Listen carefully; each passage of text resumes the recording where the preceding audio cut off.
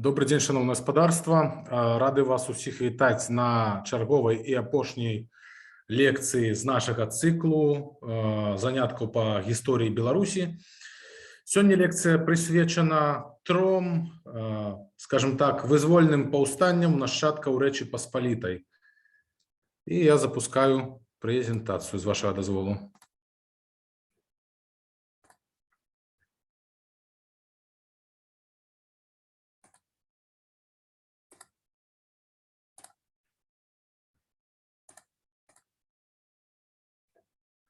Скажите, калі ласка, ці добра ўсім бачна?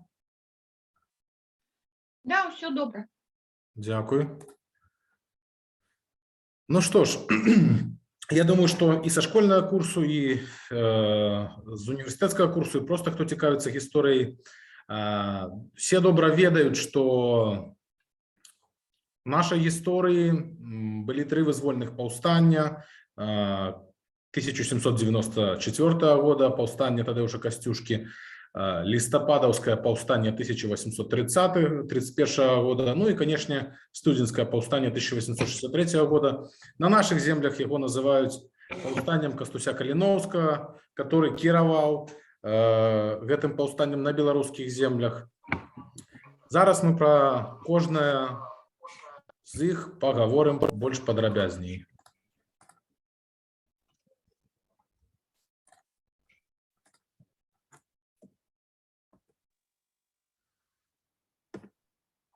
Так, секунду. У меня тут трошки проблема с презентацией, что она проскакивает. Ну, пачнем з 1794 года.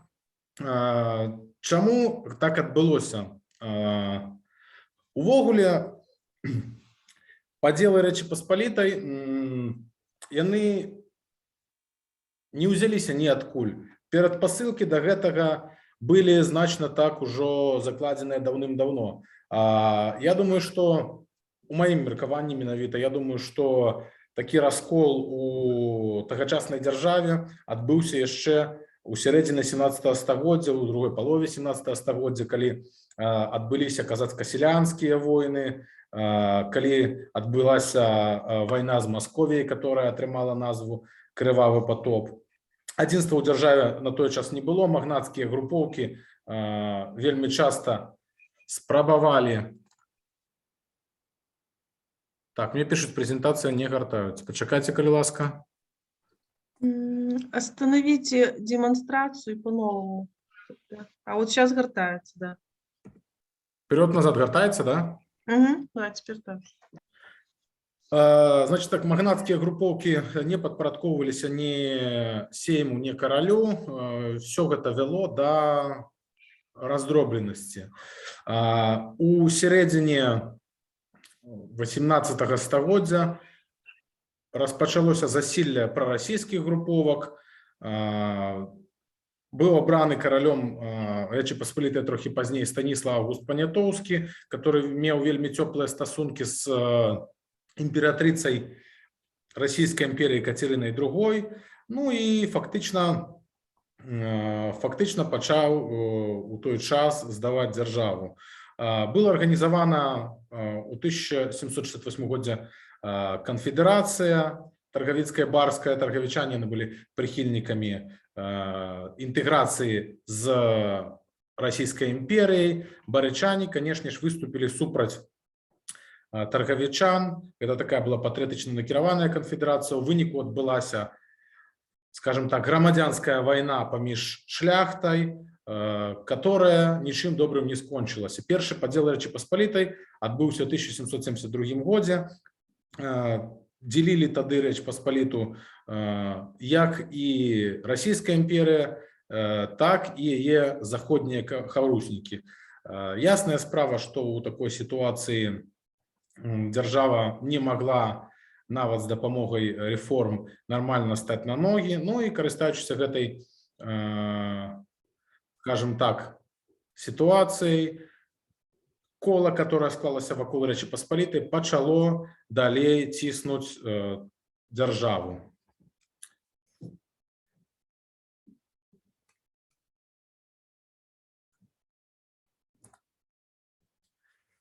Итак, значит, что стало перадумовай паўстання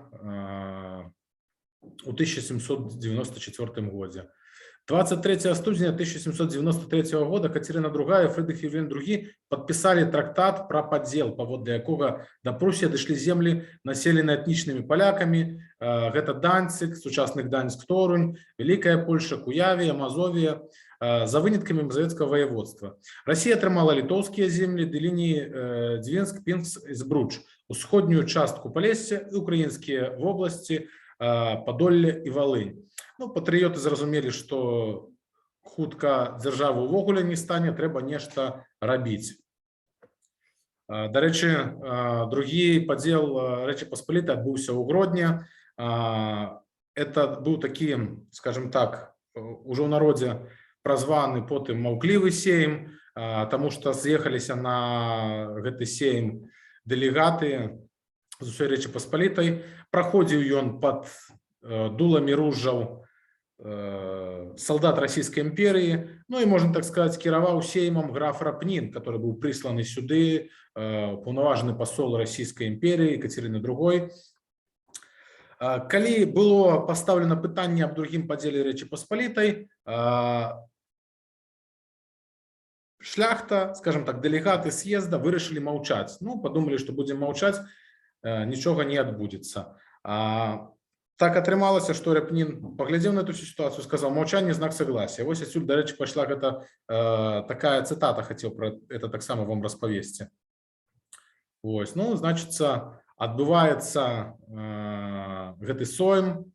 У другім падзеле, у адрозненне ад двух астатніх, не брала удзел Аўстрыйская імперія. Яна была тады занятая вайной з рэвалюцыйнай Францыяй. У Францыі тады адбывалася рэвалюцыя, як вы памятаеце.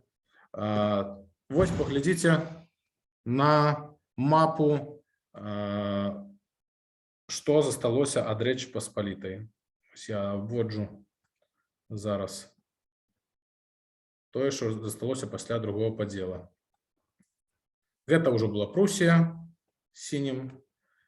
Ну, а таким тускло-ружовым обозначена тэрыторыя ўжо России. Зеленая — это империя Габсбургов.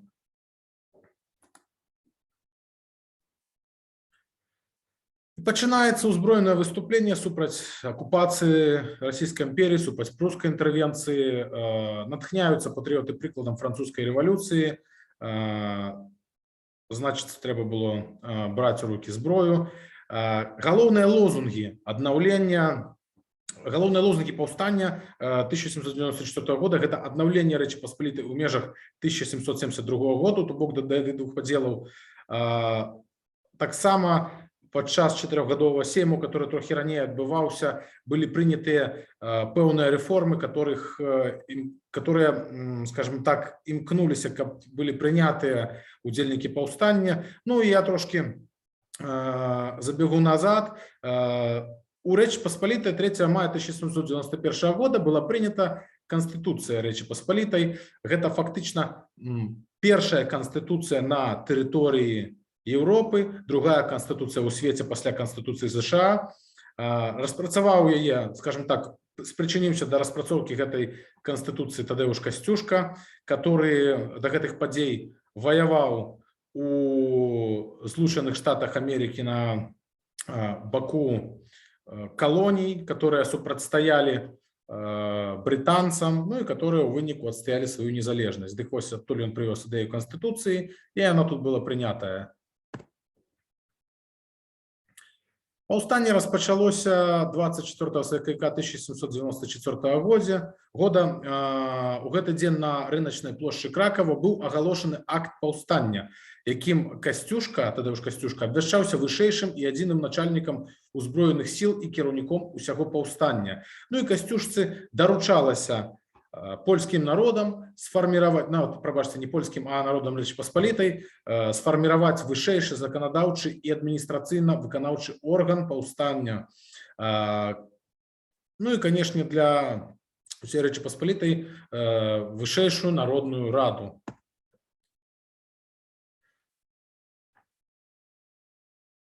Таксама была сфарміраваная вышэйшая народная рада Великого княства Літоўска у красавіку 24 числа. Яна прызначила начальником паўстанцкіх узброеных сил Великого княства Літоўска Якуба Ясінскага. Якуб Ясінскі быў паплечнікам Касцюшкі, часам у іх здараліся нейкія разнагалоссі. Яго потым з-за того, што ён прытрымліваўся такіх жорсткіх пазіцый, празвалі літоўскім якабінцам. А якабінцы, як вы ведаеце, была такая вот вельмі жорсткая партыя падчас французскай буржуазнай рэвалюцыі. 7 мая Тадэуш Касцюшка таго ж года выдае паланецкі універсал, якім касавалася прыгоннае права, але сялян тады землёй не надзялілі. Да, можно так сказать, что селяне спричинились до удзелу паўстанні, да, уступили ў паўстанцкія шэрагі. Магчыма, з-за того, что не адбыўся гэты надзел сялян землёй, которые яны постоянно марылі, і шырокія сялянскія масы з гэтай прычыны не далучыліся да падзей паўстання, не далучыліся да узброенай барацьбы. Ну і Народная рада выдае пастанову ад 14 чэрвеня 1794 об аднаўленні іерархіі праваслаўнай царквы ў Рэчы Паспалітай, якая згодна з пастановай Пінскай праваслаўнай кангрэгацыі 1791 года абвяшчалася незалежнай ад замежнай царквы. Нагадаю, што пануючай рэлігіяй у Рэчы Паспалітай, скажем так, быў каталіцызм. Толькі на захаце ўжо ў Рэчы Паспалітай все ж таки было вырашана прыраўняць православное веравызнанне таксама да ўзроўня каталіцкага ў сэнсе правоў. Ну і, канешне, вось гэтая пастанова таксама мусіла падцягнуць да ўзброенай барацьбы праваслаўнага веравызнання жыхароў Рэчы Паспалітай. Наконт пралікаў кіраўніцтва паўстання. Характарыстыка, дадзеная Нямцевічам, адносінам памешчыкаў і прыгонных сялян да паўстання, адлюстроўвала сапраўднае становішча і ў значнай ступені тлумачыла пазнейшыя няўдачы паўстання. Як я ўжо казаў, што ў Рэчы Паспалітай на працягу стагоддзяў выхоўвалася арабская псіхалогія да, скажем так, у дачыненні да сялян. Можна сказаць таксама, што сяляне не былі такими прыгоннымі, як у той жа расійскай імперыі, яны мелі пэўныя свае правы, но але ўсё роўна адносіны хлопа і пана яны мелі месца.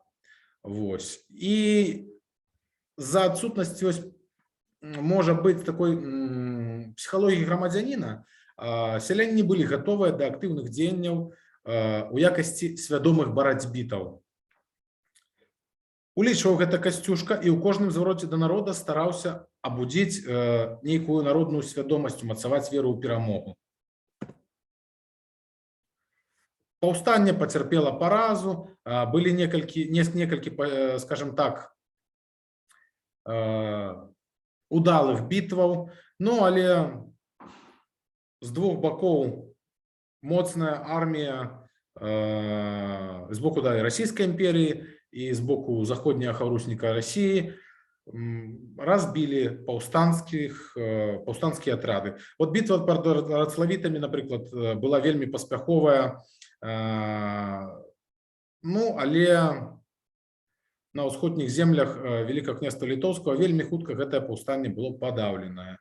І пасля ўсуслення і ўступлення ў Прусіі стратэгічнае становішча паўстання стала фактычна безнадзейным. У кастрычніку лістападзе 1794 года войскі паўстанцаў пацярпелі шэраг паражэнняў. Касцюшка быў вельмі цяжка паранены, ён трапіў у палон, а Якуб Ясінскі быў забіты падчас пражскай рэзаніны, так званай. Это было вельмі жорсткае наступленне на Варшаву, дзе не шкадавалі нікога. Вось, калі ласка, выява, як выглядала пражская рэзаніна. У асноўным удзельнічалі ў ёй казакі, там не шкадавалі нікога. Можна адзначыць, што падчас пражскай рэзаніны Прага — это ўвогуле не тая Прага, которая ў Чэхіі, а гэта прадмесце Варшавы. І фактычна Варшава стала апошняй фартэцай паўстання 1794 года. Ну і, значыцца, при наступлении на Варшавы, як я уже сказаў, стаяла вось гэтая Прага, да, прадмесце. Было дадзена заданне салдатам не шкадаваць нікога.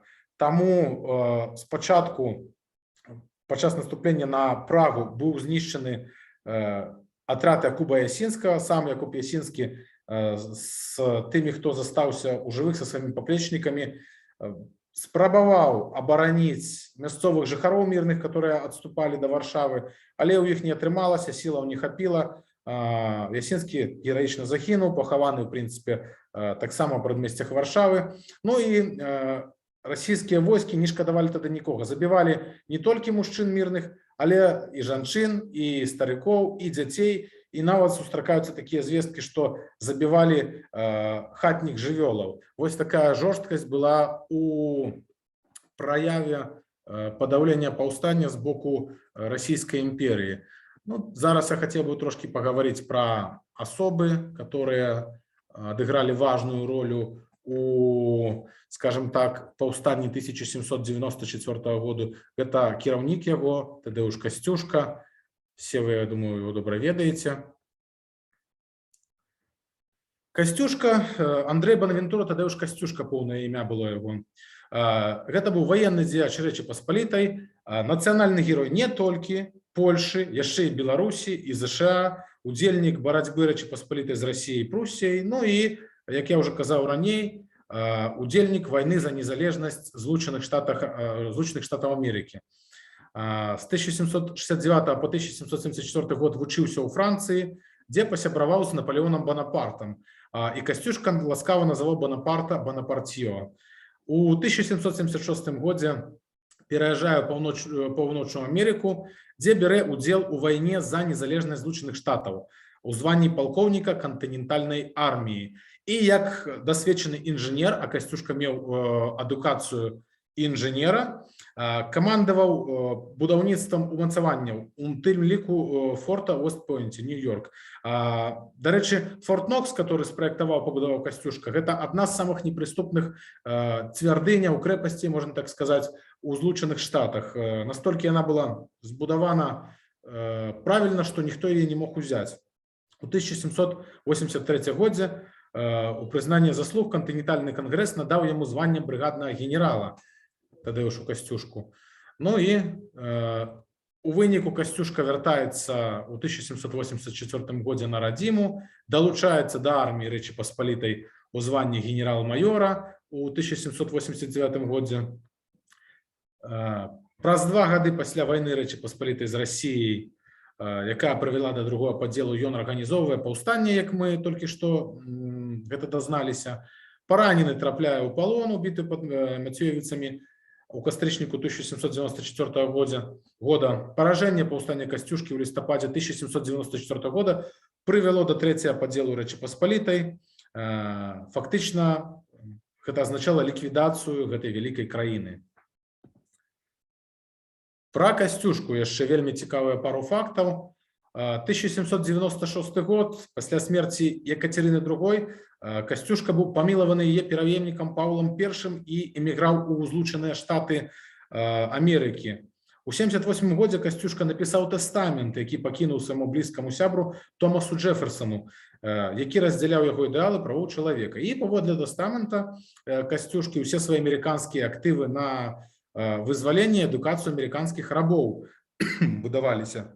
Ну і варта адзначыць то, што у Касцюшкі ў Злучаных Штатах таксама быў маёнтак, там былі рабы, а Касцюшка вырашыў іх усіх вызваліць, зрабіць вольнымі людзьмі. Гэтыя грошы, большасць сваіх грошаў, сродкаў аддаў на іх адукацыю, на тое, каб людзі маглі усталяваць сваё жыццё. Таксама і на тэрыторыі сучаснай Беларусі, на тэрыторыі тагачаснай Рэчы Паспалітай маёнтак у Касцюшкі быў, і там ён павызваляў людзей таксама. Ну і вяртаецца Касцюшка ў Еўропу, жыў ён у Швейцарыі да смерці ў 1817 годзе. Пазней выканаць яго апошнюю волю аказалася вельмі цяжка. Ну і не ўсе сродкі, скажем так, выкарыстаныя былі згодна яго тэстаменту для прасоўвання, скажем так, правоў свабоды і роўнасці. Хацелася яшчэ распавесці пару цікавых фактаў пра Тадэўша Касцюшку і Павла I. Павел I быў сынам Кацярыны II, ён быў вельмі такого дэмакратычнага характару, паважаў больш, чым яго папярэдніца, правы і свабоды чалавека. Ну і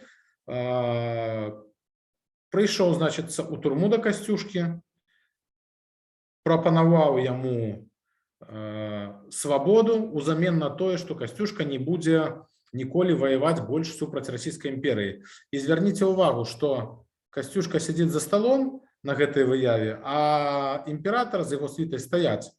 Вось вельмі цікавы такі факт. Чаму так адбылося? Адбылося так гэта таму, што і той, і другі былі сябрамі масонскага ордэна. Ну, а Касцюшка папросту меў вышэйшае званне ў гэтым ордэне.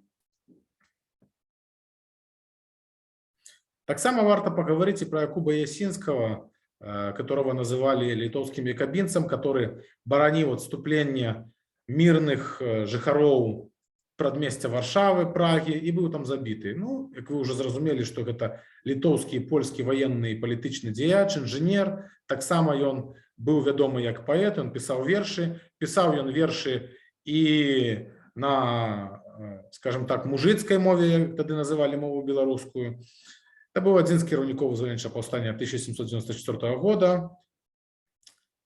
У часы паўстання быў кашталянам Вільні, генеральным камандуючым паўстанцкімі войскамі ў Вялікім княстве, быў адкліканы з этой пасады, быў абвінавачаны у ліцвінскім сепаратызме, ну і кіраваў арганізацыяй потым новай арміі, набіраючы шляхту, мяшчан і сялян туды. Такая вось была цікавая, шматгранная асоба. Вось Якуб Ясінскі.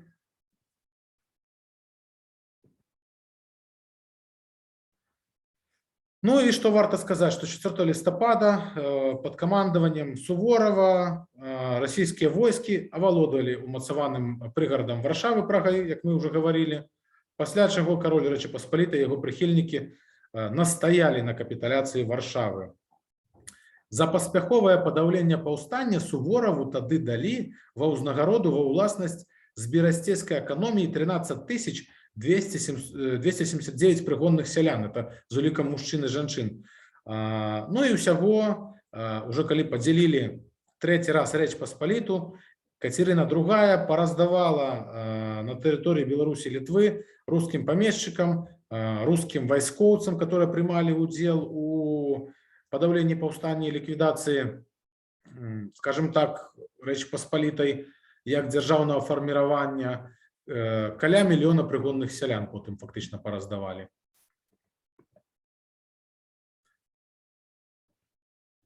Вось. Згодна, значыцца, дамове паражэнне паўстання дало магчымасць Аўстрыі, Прусіі, Расіі захапіць всю тэрыторыю Рэчы Паспалітай і ў 1795 годзе, як уже азначалася раней, падзеліць яе паміж сабой. По гэтаму падзелу да Расіі дышлі заходняя Беларусь, Літва, Курляндыя, частка заходняй Украіны. Прусія, Аўстрыя падзялілі паміж сабой Польшу, а удзельнікі паўстання былі жорстка вельмі пакараныя. Там і забойствы былі, і высылкі, і папросту многіх дэпартавалі з родных зямель. Ну і у выніку падзелу Рэчы Паспалітай караля апошняга Рэчы Паспалітай Станіслава Аўгуста Паніятоўскага змусілі адмовіцца ад трону. Ён выехаў у Расію, дзе ў хуткім часе памёр. Вось, значыцца, адразу распачалася на тэрыторыі былой Рэчы Паспалітай русіфікацыя, вельмі актыўная такая. Яшчэ чарговая спроба супраціву была падчас напалеонаўскіх войнаў.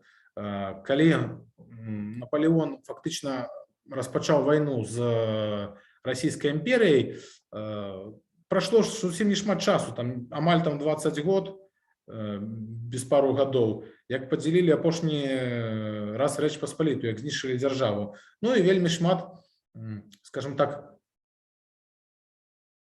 шляхты, вельмі шмат магнатаў, хто тут застаўся, марылі пра аднаўленне дзяржавы.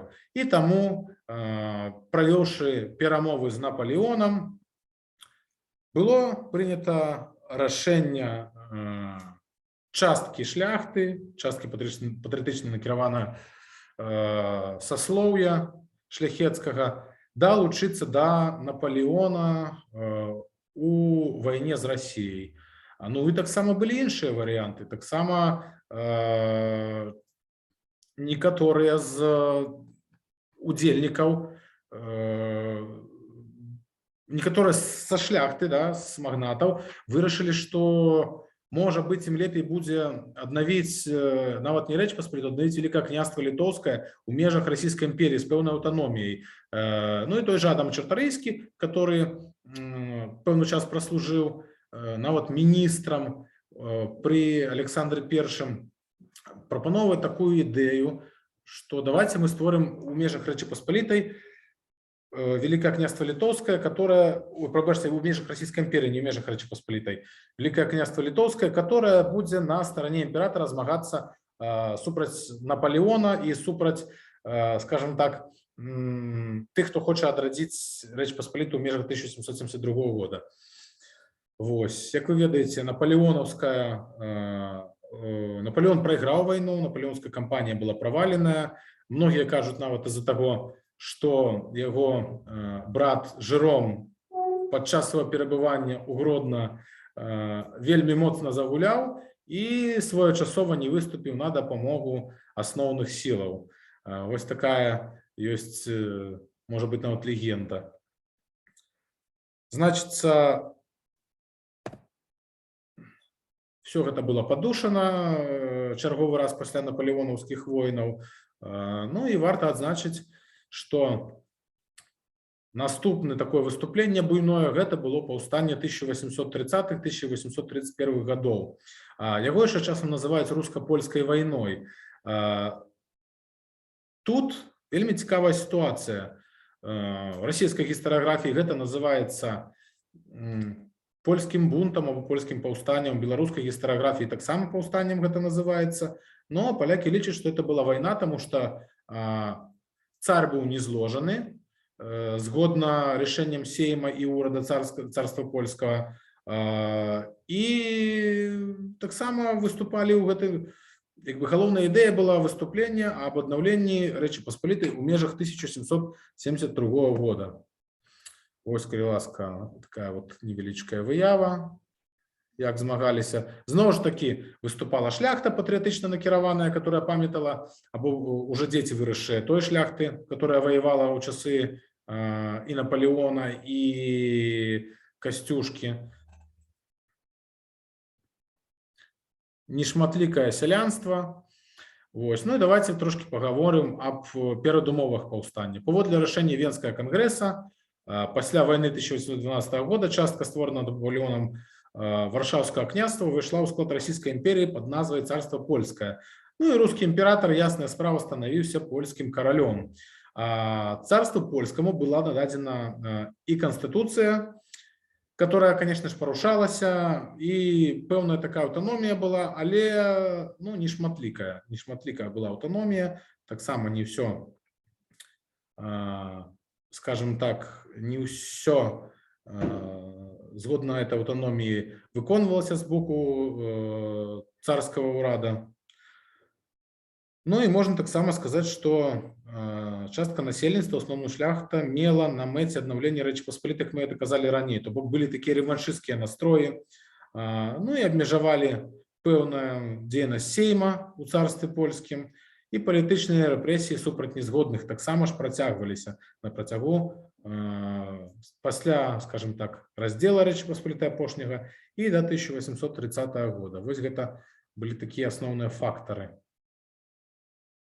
Пачалося паўстанне ў канцы лістапада 1830 года у Варшаве у сувязі з намерам Мікалая I паслаць польскае войска на падаўленне рэвалюцый у Францыі і Бельгіі. Расійскія войскі пакінулі Варшаву, а ў пачатку снежня і царство польскае цалкам. Ну і фактычна вось расійскіх войскаў амаль няма. 18 снежня Сейм заклікае да паўстання насельніцтва ўсіх тэрыторый былой Рэчы Паспалітай з мэтай аднаўлення яе незалежнасці. Ну і ў студзені 1831 года князь Адам Чартарыйскі становіцца старшынёю польскага нацыянальнага ўраду.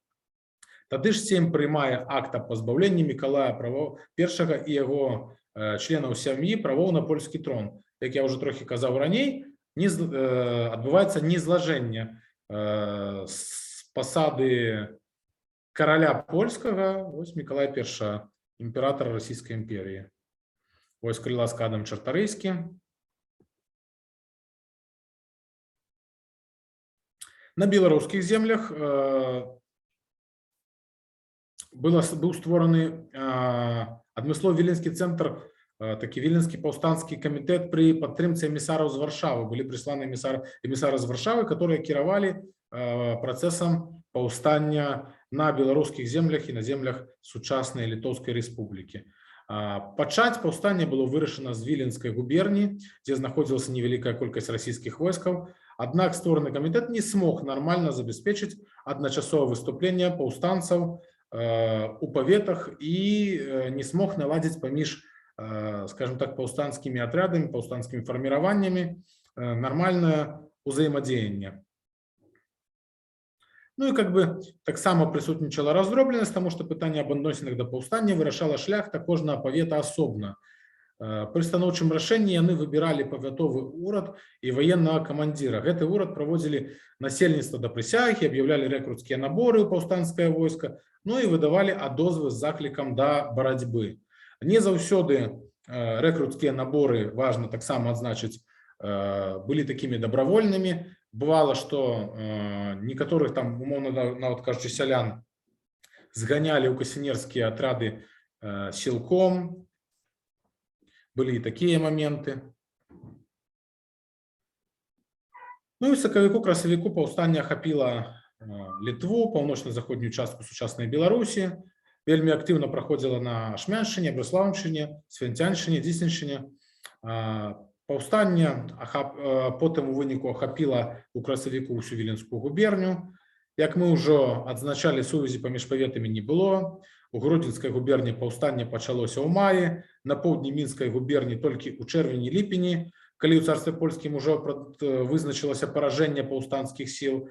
І Беларусі Літвы было арганізавана каля 30 партызанскіх атрадаў, якія налічвалі да 12 000 чалавек.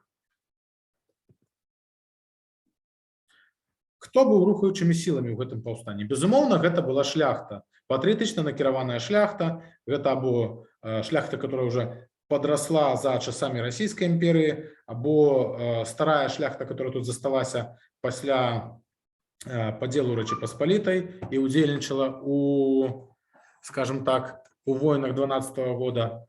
Конечно же, безумоўна, каталіцкае і часткова уніяцкае духавенства. Каталіцкае духавенства зразумела чаму, таму што падчас Расійскай імперыі каталіцтва не было пануючай рэлігіяй, канфесіяй, прабачце, не рэлігіяй, канфесіяй, і таксама было уціснена ў сваіх правах.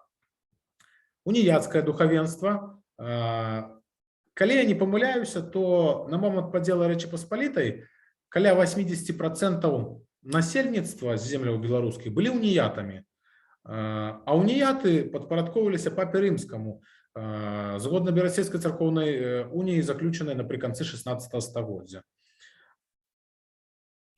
Дарэчы, вельмі важна адзначыць, што пытанне аб дзяржаўнасці ВКЛ як асобнай часткі, як асобнага нейкага такого дзяржаўнага фармавання не ставілася. Ну і калі, напрыклад, у папярэдніх там вайсковых сутычках, вайсковых канфліктах, можна так сказаць, Рэчы Паспалітай і Расійскай імперіі гэта пытанне ўзнікала, то тут не было. І сяляне, як я ўжо казаў, актыўнага ўдзелу не прымалі ў паўстанні.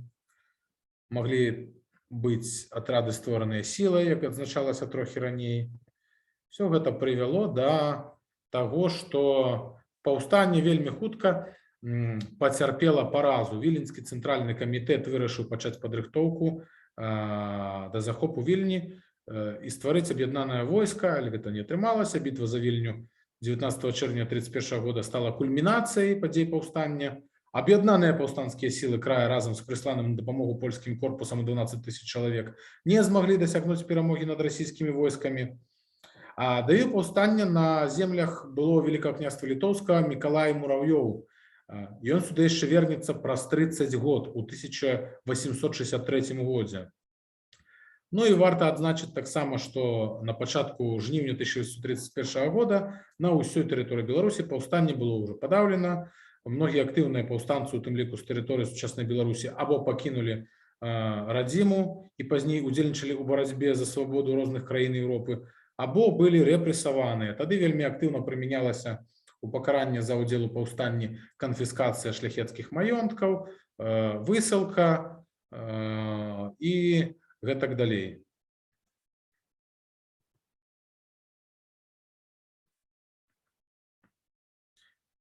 У ліпені ў Польшы была абвешчана мабілізацыя. Сяляне, дарэчы, ну я маю на ўвазе з боку паўстанцаў, сяляне, дарэчы, выступалі з патрабаваннямі пэўнымі, скажем так, каб ім надалі землю і правы, але гэтага не адбылося, і таму мабілізацыі гэтай сяляне запрацівіліся. Польскае камандаванне заняло нерашучую пазіцыю, но новы ўрад на чале з генералам Крукавецкім адмовіўся ўзброіць варшаўцаў. 8 верасня Варшава была здадзена, а праз месяц былі падушаныя апошнія месцы супраціву. Вынікі паўстання адгукаліся яшчэ вельмі доўга. Жыхарам былых зямель Великого княства Літоўскага, ну і каралеўства польскага. Значыцца, польская мова подверглася вялікім такім, скажем так, абмежаванням. Цалкам было прыняты, давайте тады пойдзем па выніках згодна прэзентацыі. Прынята пасля падаўлення паўстання арганічны статут 1832 года змяніў польскую канстытуцыю, скасавалі тады сейм, стварыць меркавалася народны сход правінцыйных саслоўяў. Ён такі не быў скліканы, не пайшло ў жыццё таксама гарадское і сельскае самакіраванне.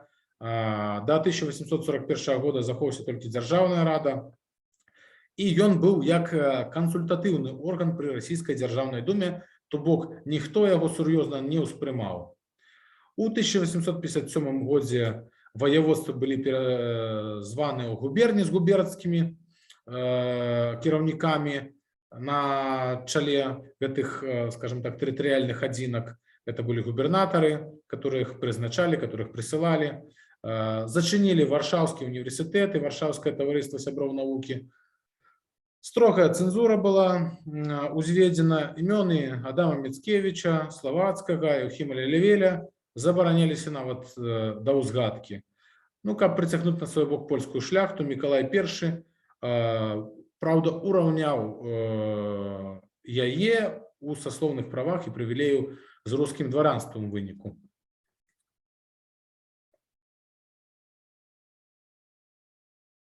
Ну і, канешне ж, вось яшчэ, калі ласка, вынікі. 1837 год. Цар патрабаваў, каб усе паступаючыя ў расійскія універсітэты маладзёны мелі пасведчанне аб недачыненні да паўстанцкага руху. 1839 год на Полацкім царкоўным саборы была скасавана Берасцейская царкоўная унія. Ну а калі унія была скасавана, значыць, адбыўся аўтаматычны перавод усіх уніятаў у праваслаўе. Некаторыя там паспелі ў каталіцызм. Гэта таксама аслабляла і каталіцызм на, скажем так, землях былой Рэчы Паспалітай, таму што уніяты падпарадкоўваліся папе. 1840 год на ўсёй тэрыторыі Беларусі было скасавана дзеянне статута 1588 года. Статут 1588 года это, скажем так, быў такі дакумент, который нагадываў штосьці кшталту канстытуцыі і акрэсліваў правы усіх грамадзян Великого княства Літоўскага, скажем так. Ну, вось у выніку гэтага паўстання такія былі рэпрэсіі ў дачыненні да і беларускіх земель, и польских земель. Ну, еще один вынік – это политика русификации на территории, скажем так, царства польского. Это была политика деполонизации. Вось. Парочку таких знаковых особаў, которые прымалі удзел у вызвольным рухе ў тыя часы, гэта Шыман Канарскі. Варта таксама трошки паговорыць пра яго біяграфію. Удзельнічаў у паўстанні, потым быў у міграцыі. У сярэдзіне 1835 года вяртаецца на нелегальным становішчы у Россию, стварае падпольную арганізацыю «Садружнасць польскага народу». Ён рыхтаваў новае паўстанне. Ну і Беларусі варта азначыць, што ён знайшоў немало прыхільнікаў. Паўстанчая арганізацыя пачала там разрастацца на наших, напрыклад, землях. Быў нават створаны філіял жаночае таварыства, который таксама так ці інакш мусіў дапамагаць новому паўстанню. Ну і ў маі 1838 года Шымана Канарскага арыштавалі і расстралялі. Ну вось рыхтавалася гэта новае паўстанне, дазналіся пра яго. Новы кіраўнік магчымага паўстання быў знішчаны фізічна, а з гэтай нагоды пракатваецца новая хваля палітычных рэпрэсій.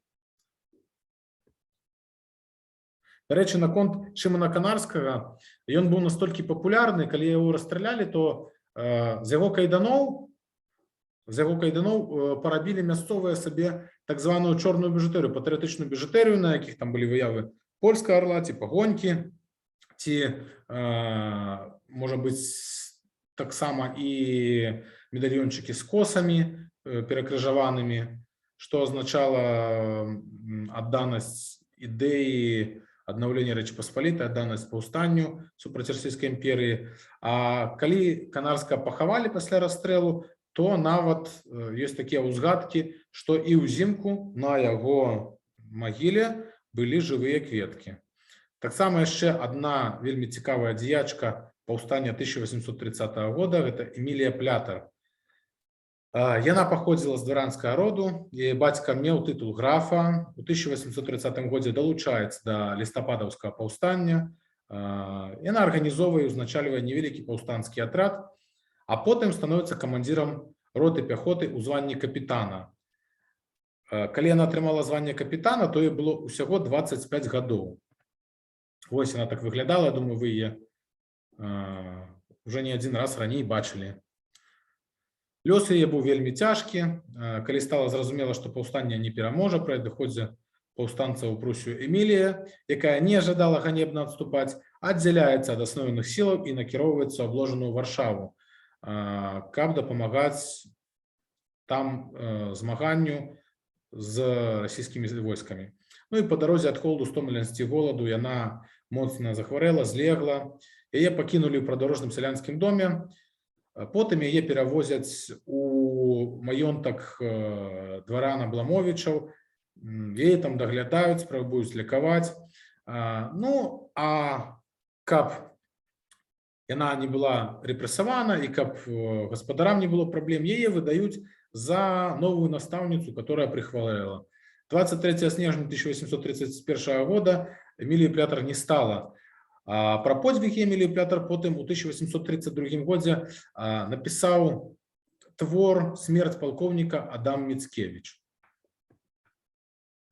Вось. Ну і вельмі моцна так ударила па патрыятычна накіраванай шляхце вось гэтыя вынікі падаўлення паўстання 1830-31 года. Вялікая была, скажем так, хваля эміграцыі, шмат было таксама пакарана, забіта шляхты, але расткі, скажем так, парасткі прабіліся ізноў у 1861 годзе. Это былі перадпаўстанцкія, скажем так, падзеі, апошняе паўстання. І, як по мне, гэта ўжо не зусім шляхецкае паўстанне 1863 года. Гэта паўстанне было хутчэй за ўсё, яго прадстаўляюць як сялянскім, але зноў-такі сяляне масава не падтрымалі яго. Тут больш ужо выступала генерацыя прыхільнікаў старых ідэй і новых ідэй.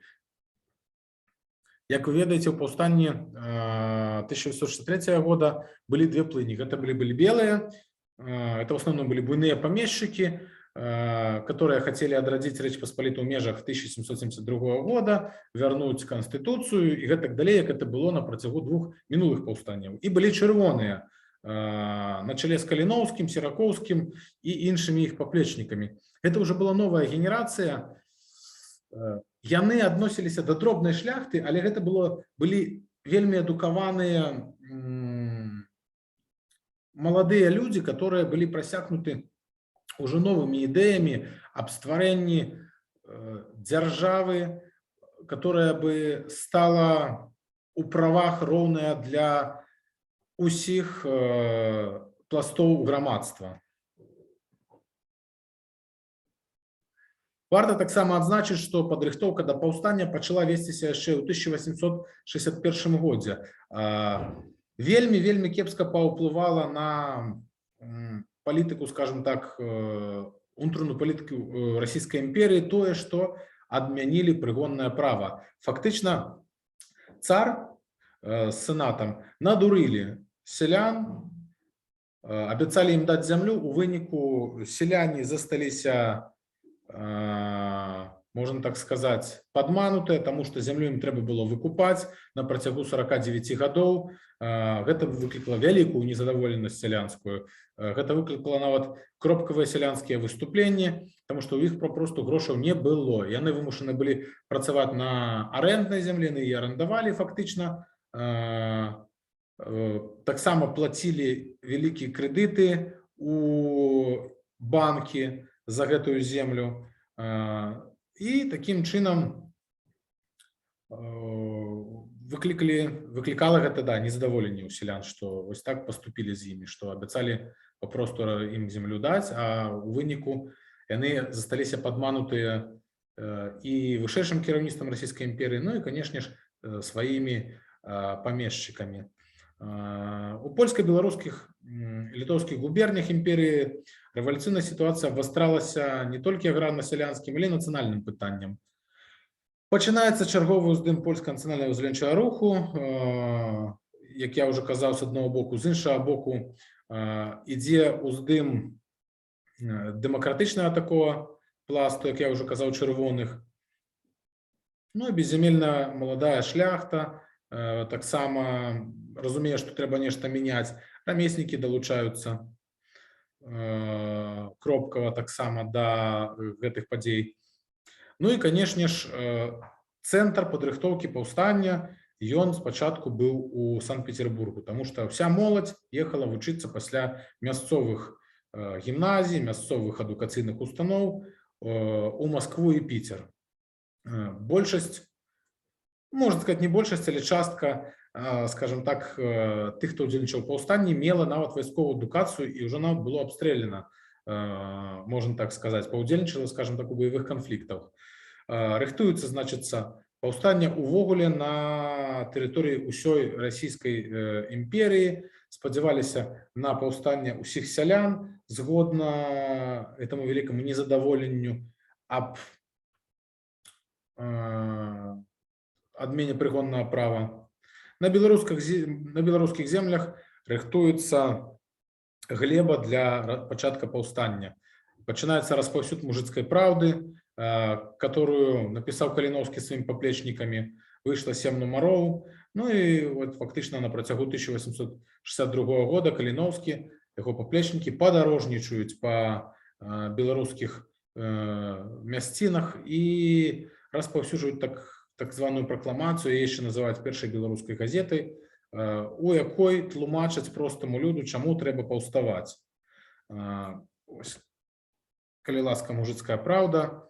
Звярталіся пастаянна да сялян дзюцюкі, друкавалася на лацінкай, а не кірыліцай. Ну, па-першае, таму што я думаю, што кірылічныя друкарныя прыналежнасці было знайсці не так-то легко на наших землях, а па-другое, большасць сялян былі, скажем так, непісьменныя. Хто быў пісьменны, той ведаў у большай ступені лацініцу. Мне падчас працы ў архіве, тому што паўстанне 1663 года я даследую уже шмат год, асобу Каліновскага даследую таксама шмат год. Аднойчы патрапіўся цікавы дакумент, як Каліновскі па Ваўкавыскім тракце, апрануты у тулуп і фуражку грамадзянскага ведомства паштовага, ездзіў, раскідваў скруткі з мужыцкай праўдай. А сяляне яе знаходзілі потым і паміж сабой чыталі. І вось адзін прыстаў рапартуе сюды ў Гродна паліцмейстеру, што, значыцца, мясцовыя сяляне знаходзяць гэтыя скруткі і просяць, як там было написано докладно, грамотных собратьев их прочитывать. А скрутки называли брошюрами возмутительного содержания, общественного порядка. Вот так. Вот сам Каліновскі. Варто таксама азначыць, што Каліновскі, который Викентий Константин, або Кастусь Каліновскі, як мы его ведаем, правда, Кастусём он себе не лічыў, гэта Вацлав Ластовскі назваў яго Кастусём на пачатку 1915, здаецца, года, калі не памыляюся, у газеце «Гоман». Спачатку быў Касцюк, потым Кастусь, ну, это каб бліжэй просто прыблізіць Каліновскага да народу у сваіх публікацыях. Ну, а ён себе сам называў Викентий Константин. І вельмі значную ролю ён адыграў паўстанні, тому што, па-першае, быў кіраўніком паўстання, у выніку стаў, можна так сказаць. Спачатку ён быў камісарам Гродзенскай губерніі. Ну, а па-другое, тое, што ён заняў месца свайго брата. Кіраваць паўстаннем на беларускіх землях мусіў Віктар Отын Каліновскі, старэйшы брат Константина Каліновскага, але вельмі моцна захварэў і напярэдадні паўстання памёр. Таму малодшаму брату прыйшлося папросту ўзяць гэтую ролю на сябе. Распачалося паўстанне ў Варшаве ў ноч 22 студзеня 1863 года ў сувязі з чарговым наборам рэкрутаў. Варта адзначыць, што паўстанне хацелі пачаць трошки пазней, яго рыхтавалі на весну. У студзені яшчэ не было нічога гатова, не хапала ні зброі, ні людзей, ні грошай, ні вопраткі, ні ежы, нічога, карацей, не было. Але расійская выведка дазналася, што рыхтуецца паўстанне і вырашыла правесці рэкруцкі набор, каб не дапусціць таго, каб паўстанцаў, ну, скажем так, патэнцыйных паўстанцаў будучых пахапалі, забралі ў рэкруты, была абвешчана тэрміновая мабілізацыя і было распачата паўстанне гэта ўзброенае. Ну і на беларускіх землях паўстанне распачалося ў ноч з 1 на 2 лютага 1863 года, прабачце, я адрукаваўся, не 64-63. Паглядзіце, прыкладна 10 дзён кіраўнікі літоўскага правінцыйнага камітэту вытрымлівалі і чакалі. Яны вырашалі далучацца ці не далучацца да паўстання, таму што былі ў іх падазрэнні, што яно будзе папросту правальным з-за непадрыхтаванасці. У выніку ўсё ж такі далучыліся да падзей паўстання. Ну і, канешне, актыўныя баявыя дзеянні, можна сказаць так, калі іх можна такімі назваць, пачынаюцца увесну. Як я ўжо казаў, ні зброі не хапала, ні грошай не хапала, ні вопраткі, не было нічога. Недахоп зброі кампенсавалі тым, што канфіскоўвалі эту зброю у леснікоў, у мясцовых нейкіх чыноўнікаў, у паляўнічых, у невялікіх, скажем так, паставых атрядаў і так далей. Таких буйных, скажем так, сутычак былі толькі адзінкі. У асноўным гэта нагадывала партызанскую вайну. Ну і в выніку, калі адзначаць вялікія такія сутычкі, то паўстанцам толькі ўдалося захапіць горад Горкі ў красавіку 1963 года. Атрад Людвіга Звяждоўскага, у яго яшчэ была мянушка, ці пазыўны, можна так сказаць, тапор, з дапамогай студэнтаў Горы-Горацкага земляробчага інстытуту захапіў павятовы горад, але быў вельмі хутка разбіты. Яшчэ варта адзначыць, што у красавіку 63 года каля Новага двара атрад Нарбута Людвіка вытрымаў бітву з салдатамі палкоўніка Тимофеева. У чэрвені адбылася знакамітая Мілавіцкая бітва, і 13 чэрвеня атрады Уладака і Ваньковіча трымалі бой пад вёскай Новыя Пскі. Праз 2 дні атрад Валерыя Рублеўскага перамаглі на Пружаншчыне. Вось пару такіх перамогаў незначных, але вельмі нязначныя сілы былі ў паўстанцаў. Зноў ж такі сяляне не ўсе падтрымлівалі дзеянні паўстанцаў. Многія сяляне, скажем так, адкрыта выступалі. Папярэдні губернатар Скварцоў, там Назімаў не маглі падавіць паўстання, таму было вырашана прыслаць сюды ўжо вопытнага ў падаўленні паўстанні Мурав'ёва. Прыслалі Мурав'ёва, которого потым мы все будем ведаць пад мінушкай Вешальнік. Мурав'ёў вельмі жорстка пачаў абыходзіцца з паўстанцамі, з тымі, хто дапамагаў паўстанню. Нават у Гродні быў такі выпадак, калі была прыменена тактыка выжжанай зямлі. Ваколіцу вёскі Шчукі папросту спалілі, а сялян выгналі са сваіх дамоў, таму што тыя дапамаглі паўстанцам. Ну, тым больш Мурав'ёў увёў такую палітыку, што сялянам, которые зловяць паўстанца і прывядуць сілавікам тагачасным, можна так сказаць, давалася прэмія ў памеры 3 рублёў, а гэта былі вельмі вялікія грошы на той час. Ну і вельмі важны таксама момант, што кіраўніцтва атрадаў паўстанцкіх, да, оно мела вайсковую адукацыю у сваёй большасці, аднак паўстанне давілі, па-першае, вялікая колькасць расійскіх войскаў, па-другое, гэтыя войскі былі абстрэленыя, былі у вайсковых канфліктах не адзін раз. Ну і па-трэцяе, у прынцыпе, не паўсюль сустракалі паўстанцы лаяльнасць на тэрыторыі як і Польшчы, так і былых земель Вялікага княства Літоўскага. Можна адзначыць, што паўстанне пачало згасаць пад канец лета, увосень.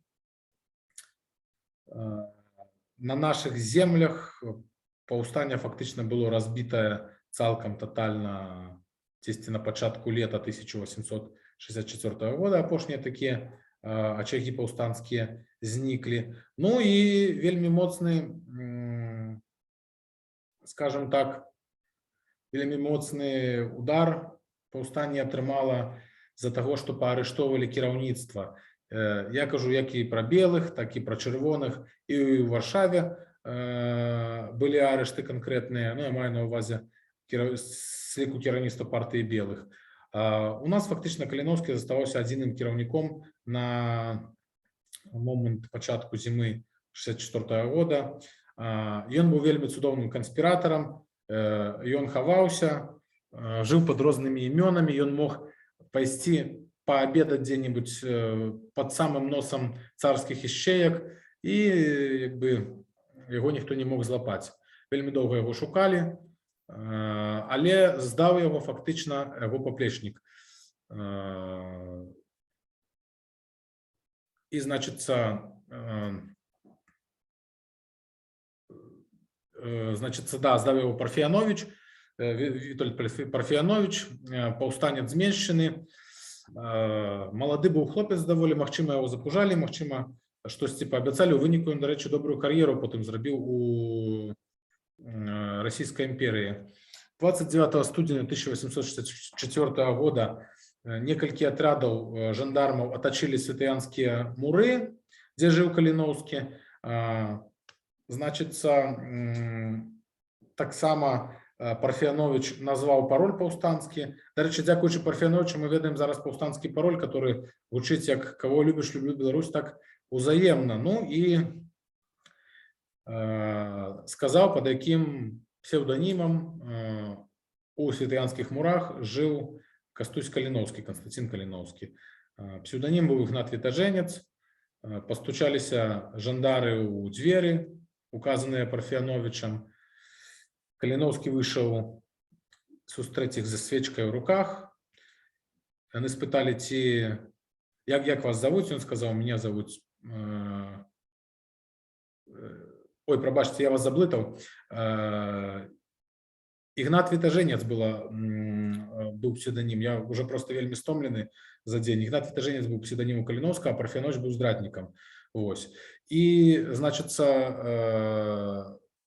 вышел Каліновскі, сказал, да, это я, Игнат Вітаженец, он был схоплены. Ну, подчас следствия суду Каліновскі твердо стоял на своей позиции, отмаўляўся супрацоўнічаць со следством, постоянно яго змушалі да супрацы, постоянно змушалі здаць тых, хто застаўся ў паўстанні, ён адмаўляўся. Ну і таксама варта адзначыць, што Каліноўскі падчас таго, як яму прыносілі паперу і прапаноўвалі пісаць пакаяльную, ён пісаў, скажем так, такія лісты аб тым, як бачыць сітуацыю ў краі. Трошки пазней про гэта паговорым. Важно сказать, что 22 сакавіка 1864 года Каліноўскі быў павешаны асабістым загадам мурав'ёў-вешальніка. І хочу яшчэ таксама адзначыць вам, можа быць, нагадаць, што Каліноўскі быў уже з дварян, са шляхты, а павешанне гэта была не прымяняльная да шляхты, там, да дваранства кара, но у выключэннях асабістым загадам мурав'ёвых так рабілася. Так яны зрабілі ў дачыненні да Зігмунта Сіракоўскага, паплечніка Каліноўскага, так было зроблена з Каліноўскім. Вось. Ну і калі Каліноўскі стаяў на эшафоце, таксама цікавы такі момант, калі яму зачытвалі вырак, ён пастаянна перабіваў прадстаўнікоў расійскага ўраду, да, расійскай арміі, паліцмейстераў. Калі яго назвалі дварянінам, то Каліноўскі сказаў, што дварян няма у нас все роўныя. Вось. Так што 22 сакавіка 1864 года быў павешаны. Каб не паўтарылася такая ж сітуацыя, як была з Шыманам Канарскім, цела Каліноўскага было забранае на замкавую гару ў Вільні. Дарэчы, да, у Вільні ён быў павешаны на Лукішскім пляцы. Забрали на замкавую гару, дзе знаходзіўся рускі гарнізон. Цела было закапанае, засыпанае вапнай. На месцы пахавання Каліноўскага і іншых паўстанцаў, которых таксама там же закопвалі, засыпалі вапнай, трошки пазней зрабілі пляцоўку для крыкета. Вось так вось ставіліся да кіраўнікоў паўстання царскія вайскоўцы. Трошки зараз падрабязней паговорым пра спадчыну Каліноўскага. Дзякуючы здрадніку Парфяновичу мы зараз ведаем вось гэты паўстанскі пароль. Зверніце ўвагу, кого любіш, люблю Беларусь, так узаемна, так взаимно написано. Вось, фактычна гэты фотаздымак цалкам руйнуе усе высновы прыхільнікаў тэорыі заходнерусізму, што не хотели бачыць чырвоныя Беларусь, не хотели бачыць Великое княжество Литовское вольным, як незалежная держава. Нет, все ж таки, бачыце, хотели. Нават у паролі гэта, скажем так, адлюстроўваецца. Ну і сыходзячы з таго, што Каліноўскі пастаянна спрабаваў данесці сваю пазіцыю супрацьлеглому боку, да, прадстаўнікам царской улады на наших землях.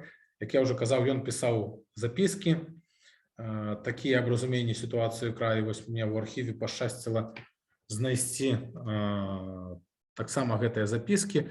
Гэта апошняя, гэта, скажем так, апошняя старонка запісак Каліноўскага. Мы бачым яго тут почерк. Ён валодаў цудоўна не толькі польскай і беларускай мовай, а яшчэ і рускай, як вы бачыце, каліграфічным почеркам. І тут ён тлумачыць, што не хацеў ніхто з тых, хто распачынаў паўстанне, нанесці гэтай зямле шкоду. И тут вот написано: дай Бог только, чтобы для достижения этого потомками не проливалось лишней братней крови, что показывает, ну, скажем так, прихильность паўстанцаў да таго, што ніхто не хацеў тут, як вось пішуць многія даследчыкі, як я уже казаў, ужо заходнерускага толку, нейкіх такіх этнічных чыстак. Просто людзі хацелі бачыць краіну вольнай і незалежнай, прававой. Ну, акрамя таких афіцыйных запісак, которые захаваліся ў справе судовай Каліноўскага, ёсць яшчэ і лісты з-пад шыбеніцы.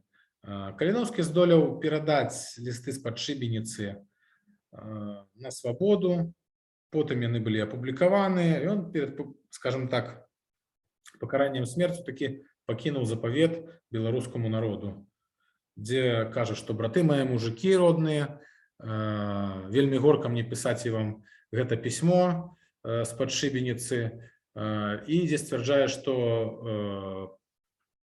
ідзе на эшафот свядома, што ідзе на эшафот толькі дзеля таго, што хацеў шчасця гэтаму самому народу і гэтай зямлі.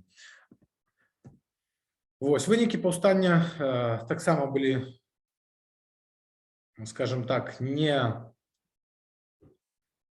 весёлкавыя, вельмі моцная хваля рэпрэсій пракацілася, пазабіралі маёнткі ў шляхты, которая прыняла ўдзел у паўстанні, вялікая колькасць была саслана ў Сібір, хтосьці без права нават вяртання, хтосьці на катаргі.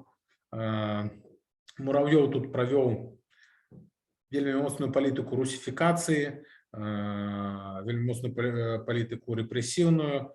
128 чалавек былі пакараныя смерцю, расстрэлам ці павешаннем, плюс яшчэ былі забітыя падчас бітваў. Ну і праводзілася потым палітыка, которая называлася Муравьёвым, что не доделал русский штык, доделает русская школа и русский поп. Можно сказать так, что вынікі паўстання 1863-64 года стали пераломным момантам, калі шляхта адыходзіць ужо на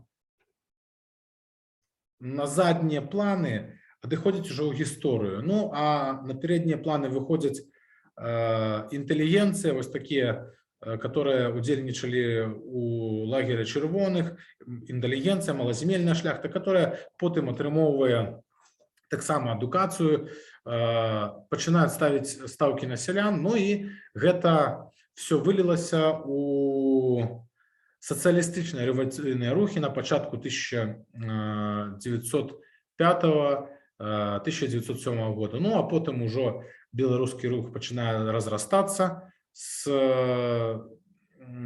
падобных маладзёнаў, падобных прыхільнікаў ідзеі незалежнасці беларускай дзяржавы. І, як вы ведаеце, спачатку ствараецца беларускі нацыянальны рух, ну а потым была спроба у 1918 годзе абвесціць ужо Беларусь як незалежную дзяржаву. Ну, гэта зрабіць атрымалася, але дзяржава так і не стала незалежнай. Вось, так што вось такая сумная гісторыя змаганняў за і свае палітычныя і нацыянальныя правы. За апошнія, можна сказаць так, 200 год беларусаў, літоўцаў, палякаў і іншых народаў, которые пражывалі на землях Великого княства Літоўскага і Рэчы Паспалітай.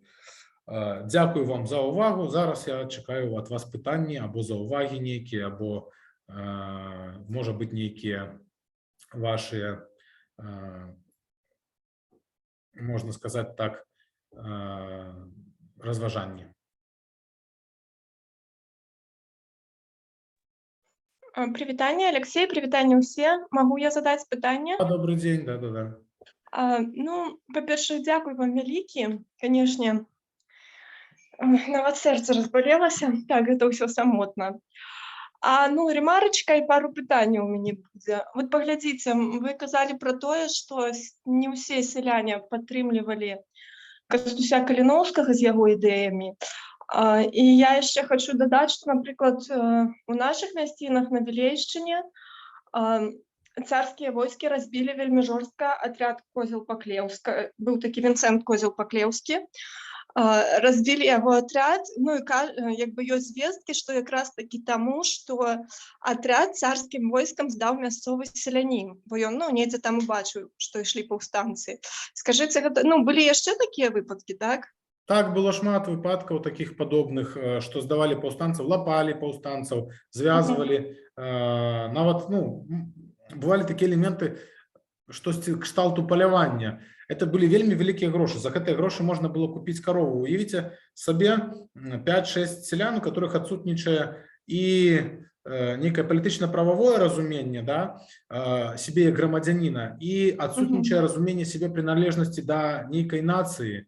Чалавек просто тутэйшы, ён просто тут жыве. Яму вельмі цяжка весці гаспадарку, яму трэба працаваць і на пана, выплачваць гэты крэдыт, і гэтак далей, гэтак далей.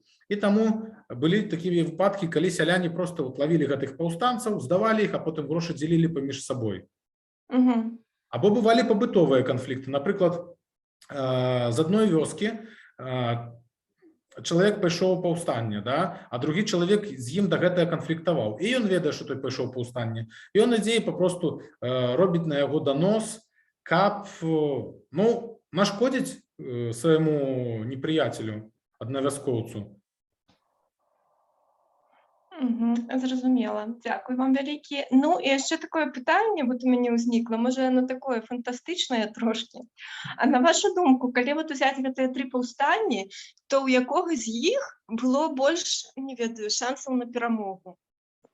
Мне падаецца, што гэта магло быць 1794 год, паўстанне Касцюшкі, каб папросту, я не ведаю, каб папросту Касцюшка рэальна раздаў зямлю селянам, да? Каб яны ведалі, за што яны змагаюцца. Ну і 63 год, мне падаецца, што каб паўстала уся расійская імперія, то можна сказаць і так, што паўстанне мела бы поспех. Такое агульнасялянскае, калі паўстанне было. Но але гэтага не атрымалася. Бачыце, сама Расія была да гэтага не гатова, а тут паўстанне, па-першае, было не падрыхтавана, но, па-другое, уявіце сабе, там некалькі дзесяткаў тысяч паўстанцаў і эшелонамі сюды дасылалі прафесійнае войска на конях, з гарматамі, з карабінамі. А што гэтыя паўстанцы там з косамі ці з саблямі маглі супраць іх зрабіць? Нічога, фактычна.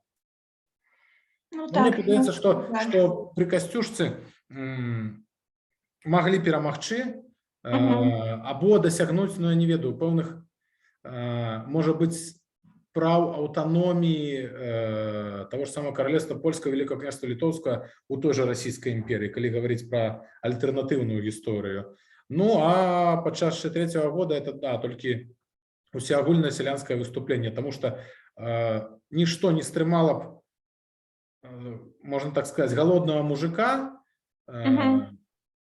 нават і вось гэтае царскае войска. Тым больш важна памятаць, што большасць салдат у царскім войску гэта былі тыя ж самыя сяляне. Тыя ж самыя сяляне, которые патрапілі пад рэкруцкі набор.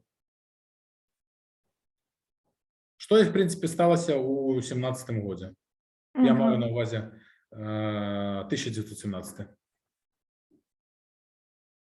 Зразумела, у мяне ўсё. Дзякуй вам вялікі, Алексей. Дзякуй за пытанне.